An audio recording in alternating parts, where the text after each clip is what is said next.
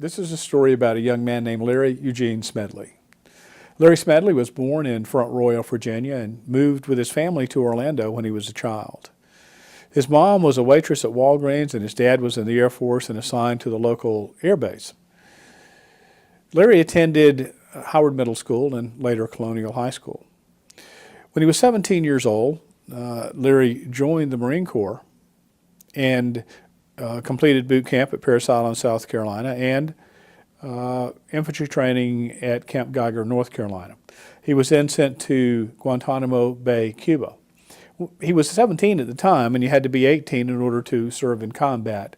Once he became 18, he was sent to Vietnam and assigned to the 1st Battalion, the 7th Marine Regiment, the 1st Marine Division.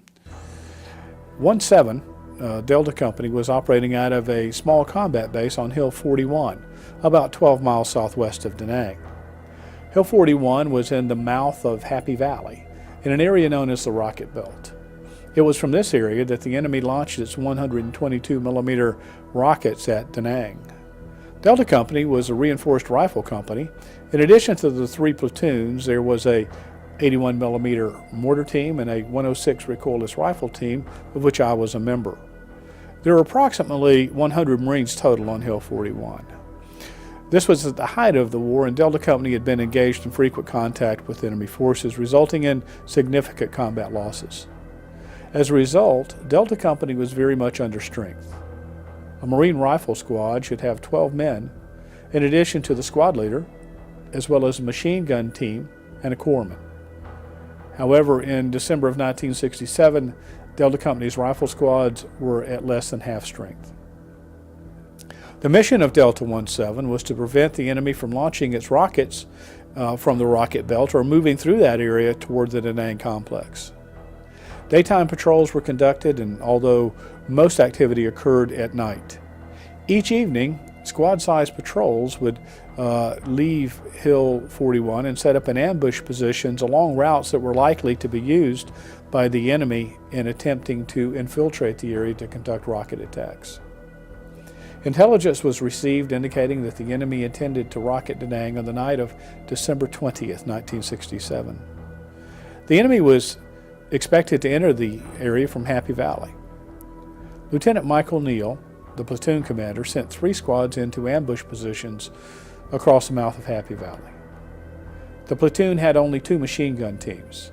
This meant that one of the squads would not have a machine gun. The 6-man squad, led by Corporal Larry Smedley, was assigned to a position on a knoll overlooking the valley. Smedley's squad was the one without a machine gun.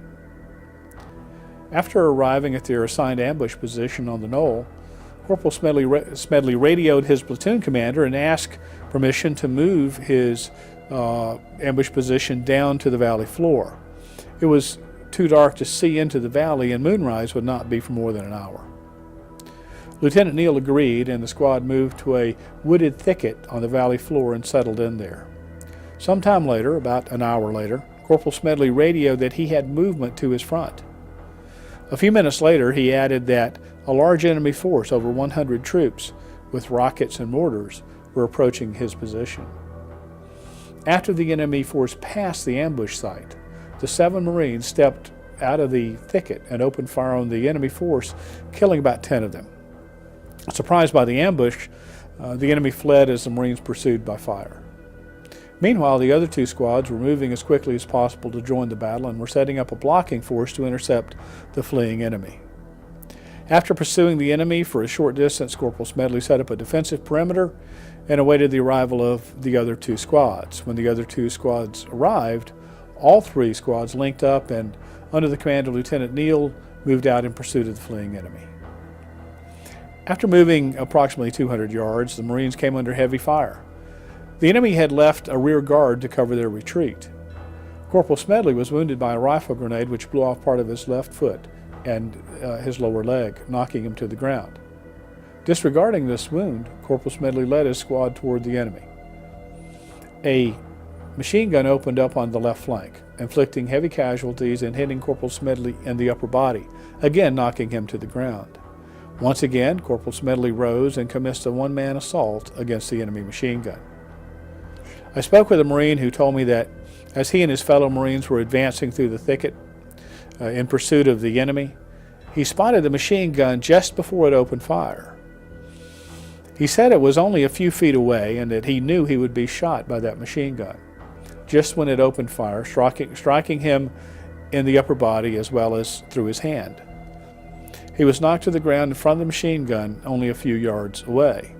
He tried to grab his rifle, but he couldn't close his hand around his rifle, so he couldn't use his rifle, and he knew that the next burst of fire from the machine gun would kill him, and that there was nothing he could do about it.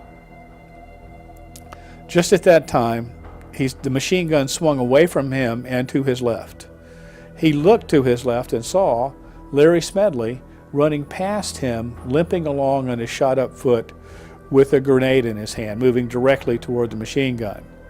The machine gun opened fire and for a second time struck Corporal Smedley in his chest, this time causing a mortal wound. Corporal Smedley continued into the machine gun fire directly toward the machine gun, where he threw his grenade in the machine gun position, putting it out of action. The other Marines continued to pursue the enemy and continued to engage them.